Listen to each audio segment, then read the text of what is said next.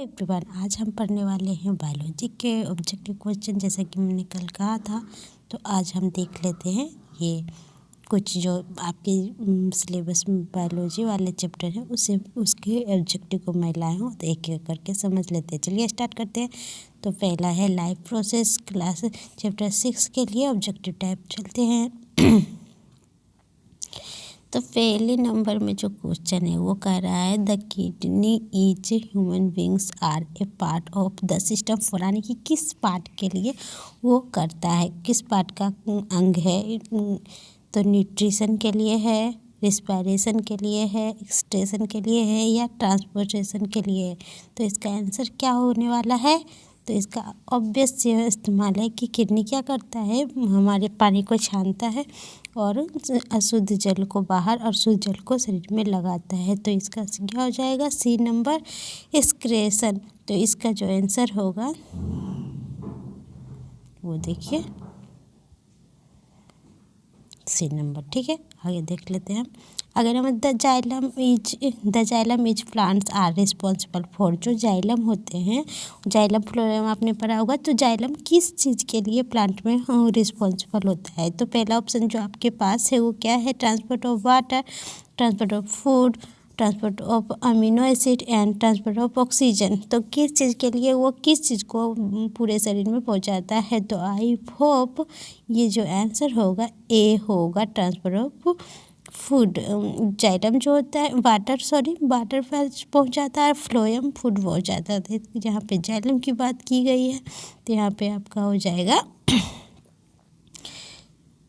ए, xylem means water को पहुंचाना। ठीक है, आगे की ओर चलते हैं हम।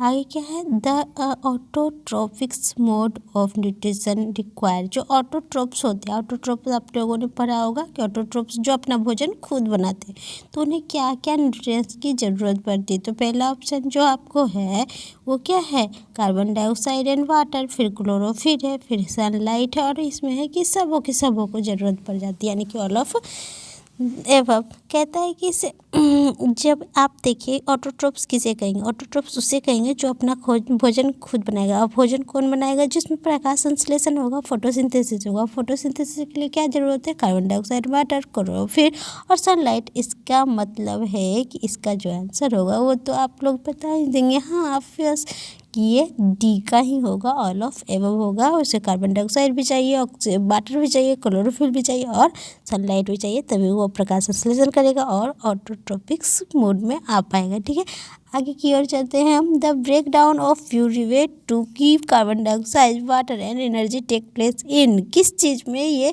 क्या करता है? पायरुवेट क्या करता है? कार्बन डाइऑक्साइड और वाटर रिलीज कर देता है। तो ये क्या हो जाएगा? आपका हो जाएगा माइटोकॉन्ड्रिया। ठीक है, इसी में ये काम किया जाता है क्योंकि वो इसको पावर हाउस भी कहा जाता है, वहीं पे एनर्जी का निर्माण हो पाता है। तो आगे की ओर चलते हैं। कहता है कि कंट्रोल एंड कोऑर्डिनेशन, चैप्टर 7 की ओर चलते हैं। इसका ऑब्जेक्टिव देख लेते हैं। तो पहला जो आपका क्वेश्चन है वो क्या है? Which of the following is a part of hormone. तो ये कौन सा हार्मोन है?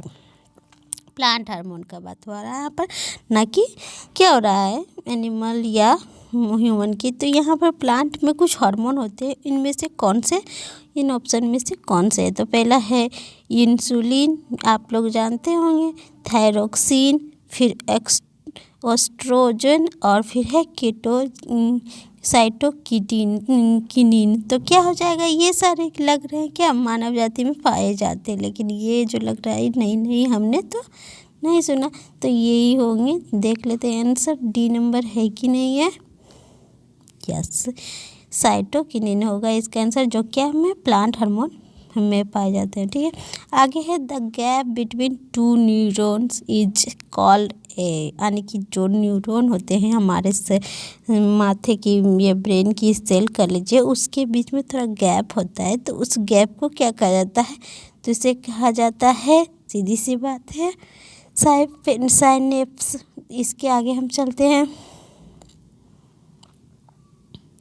The brain is responsible for, ये देखिए ये तो बहुत बच्चा क्वेश्चन है एकदम। कहता है कि ब्रेन किस चीज़ के लिए रिस्पॉन्सिबल है? Thinking, regulating the heart beat और क्या है, बैलेंसिंग द बॉडी और ऑल ऑफ द अबव। कहता है कि इसे थिंकिंग यानी कि हम सोचते हैं ब्रेन के द्वारा। बस सी बात, ऑब्वियस सी बात है कि हम थिंकिंग करते हैं ब्रेन के द्वारा, ये तो कोई बोल देगा। और क्या कहता है, रेगुलेट द हार्ट बीट। इसमें थोड़ा सा कन्फ्यूजन हो सकता है आप लोगों को, लेकिन ये भी ब्रेन करता है। और फिर है बैलेंसिंग द बॉडी, तो ये भी करता है। तो यानी कि ये क्या हो जाएगा, इसका जो हो सही आंसर हो जाएगा वो क्या हो जाएगा आपका डी। आगे की ओर चलते हैं, हाउ डू ऑर्गेनिज्म रिप्रोड्यूस। तो इसमें हम बात करने वाले हैं चैप्टर 8 की, ऑब्जेक्टिव की। तो एक एक करके चलिए पढ़ लेते हैं हम। तो पहला है कि asexual reproduction takes place through budding. तो कहता है एसेक्सुअल मतलब क्या हो गया, जिसमें कि दोनों सेक्स एक ही मतलब कि एक ही प्राणी के अंदर दोनों सेक्स होंगे, वही कर लेगा। तो उसमें हम देख लेते हैं जैसे कुछ होते हैं जानवर में, ह्यूमन में, कि अलग अलग सेक्स होते हैं, एक मेल होता है एक फीमेल होता है। तो ये दोनों अलग अलग होते हैं। लेकिन एसेक्सुअल क्या हो जाते हैं, एक ही किसी पार्ट से वो दूसरे को जन्म दे देते हैं, उसी कहते हैं एसेक्सुअल रिप्रोडक्शन। तो आगे चलते हैं, पहला हो जाएगा अमीबा, दूसरा होगा ईस्ट और प्लाज्मोडियम और लिस्मानिया। तो इसका जो आंसर हमको क्या लग रहा है, तो आप देख सकते हैं बी नंबर है ईस्ट। ईस्ट में ऐसा होता है सेक्सुअल रिप्रोडक्शन। आगे की ओर चलते हैं, which of the following is not a part of the female reproduction system human beings. तो हम मनुष्यों के फीमेल में मतलब लेडीजों में क्या होता है कि वो रिप्रोडक्टिव ऑर्गेन नहीं है। इन ऑप्शन में कौन सा, तो ओवर तो होगा, यूटेरस तो होगा, फेलोपियन ट्यूब भी होगा, वास्ट डिफरेंस नहीं होंगे, यही इसका आंसर होगा। यस, चलिए आगे देख लेते हैं। The other another contains anther contains sorry the anther contains. तो एंथर जो होते हैं, आप पुष्प पढ़े होंगे, वो इस तरीके से होते हैं, इस तरीके से होते हैं। मान लीजिए कोई फूल, तो ये क्या हो जाते हैं, इसके बीच में एक ये होता है और इसमें ये होता है और ये होता है। तो ये एंथर जो होते हैं उसमें क्या क्या होते हैं, सेपल, सेपल क्या होता है, और क्या हो जाता है ओवर, तो ओवर तो यहाँ रहता है, ये सेपल होते हैं, पेटल होते हैं, कार्पेल होता है। फिर ये कहता है पोलन ग्रेन। ये जो होते हैं, ये छोटे छोटे जो होते हैं वो पोलन ग्रेन होते हैं। जब यहाँ पे कोई मक्खियाँ वगैरह बैठती हैं और दूसरे पुष्प बैठती हैं तो इसका रिप्रोडक्शन हो पाता है। तो ये एंथर जो कंटेन करता है वो क्या करता है, पोलन ग्रेन को कंटेन करता है। इसका ऑप्शन हो जाएगा डी। आगे की ओर चलते हैं हम, 9 चैप्टर है हेरिडिटी एंड एवोल्यूशन। और आगे की ओर चलते हैं, Mendelian experiment consisted of breeding tall plant bring violet flower but almost half of them were shot. Thus suggest that the genetic makeup of the tall parents can be dispatched as। कहता है कि इस एक experiment किया गया जिसमें क्या है कि पी प्लांट को लिया गया, वो टॉल था और वायलेट था, तो उसमें से क्या हो गया, शॉर्ट भी था, हाँ थोड़ा शॉर्ट था। तो उसमें से कौन सा ऑप्शन इसका सही होगा,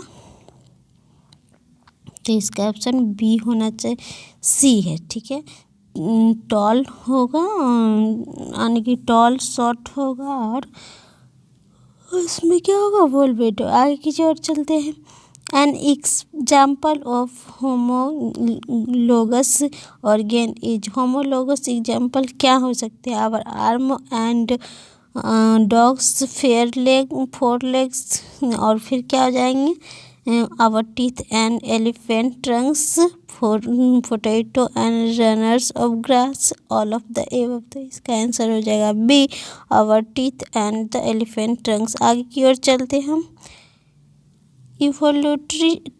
evolutionary terms we have more is common with। कहता है कि इवोल्यूटरी टर्म्स किस में पाए जाते हैं, तो ये हो जाएगा A number option, Chinese school bag में, चिंपैंजी में नहीं, स्पाइडर में नहीं और ए बैक्टीरियम में नहीं। और आवर इन्वायरमेंट के बारे में हम जानेंगे। ये चैप्टर 5 है साइंस का। आगे और देख लेते हैं। Which of the following group contain only biodegradable items, यानी कि वो जो अच्छे से डिकम्पोज हो जाए उसमें से इनमें से कौन सा ऑप्शन है। एक ऑप्शन में देख लीजिए ग्रास, फ्लावर एंड लेदर नहीं होगा। ग्रास, वुड एंड प्लास्टिक नहीं होगा। Fruit, peels, cake and lime juice नहीं होगा। केक, वुड और ग्रास, तो ये सही लग रहा है। ये सभी डिकम्पोज गल सकते हैं प्रकृति में, तो ये देख लीजिए इसका आंसर ये हो जाएगा डी नंबर। आगे की ओर चलते हैं हम। आगे की ओर क्या है। Which of the following constitution of food chain, किसका कौन सा एक फूड चेन का उदाहरण है। तो यहाँ देखिए ग्रास, बीट और मैंगो सभी क्या है, प्लांट बेस्ड है। यहाँ ग्रास, गोट और ह्यूमन, फिर यहाँ है ग्रास, काउ एंड एलिफेंट, सभी हो गए एक ही जैसे। ग्रास, फिश एंड गोट, इसे हम थोड़ा समझ लेते हैं। तो पहला क्या है, ग्रास, बीट एंड एंगो। तो ये क्या हो रहा है, फूड चेन कब बनता है, जब किसी को कोई एनिमल किसी को खा रहा है। एनर्जी का एक क्या होता है, फ्लो होता है एनिमल में। एक इससे लिया एनर्जी, फिर इससे लिया, फिर इससे लिया, फिर इससे लिया, तो ये एक चैन जैसा बन जाता है। इसी को फूड चेन कहते हैं। तो ये यहाँ पर देखना है कि कौन से ऑप्शन में हो। तो ग्रास, बीट एंड मैंगो तो कहीं से आ रहे हैं, इसे कोई खा ही नहीं रहा है, एनर्जी का ट्रांसपोर्ट हो ही नहीं रहा है, तो ये तो खत्म हो गया। फिर है क्या है, ग्रास, गोट एंड ह्यूमन। तो ग्रास गोट खाएगी, ठीक है, घास को बकरी खाती है, फिर इसका भी मांस वगैरह ह्यूमन खाता है, तो ये तो हमको सही लग रहा है। आगे के ऑप्शन देख लेते हैं। गोट, काऊ एंड एनिमल, ये तो सारे एग्जांपल एनिमल के हो गए हैं। गोट और ये गोट को कभी काऊ खाएगी नहीं, और काऊ को एलिफेंट भी नहीं खाएगा, तो ये भी फूड का चेन नहीं बना रहा है। फिर देख लेते हैं ग्रास, फिश एंड गोट। तो ग्रास क्या है, फिश तो खाती नहीं है, और गोट भी नहीं खाती, तो ये भी नहीं होगा। तो इसका ऑप्शन हो जाएगा यही सेकेंड वाला। आगे देख लेते हैं हम। आगे है विच ऑफ द फॉलोइंग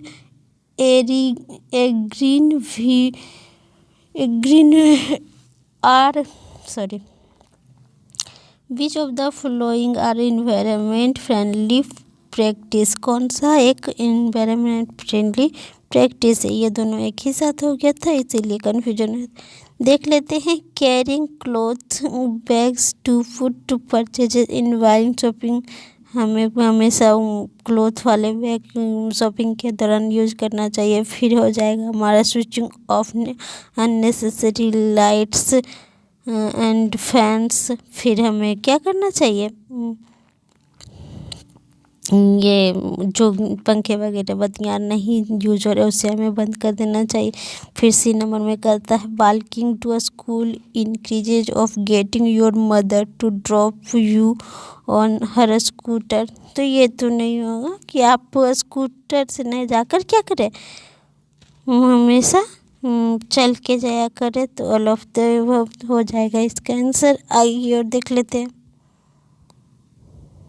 आगे ही तक था, इसमें देख लीजिए। Walking to school instead of getting your mother to drop you on her scooter. तो स्कूटर से तो नहीं अच्छा होगा, ये दोनों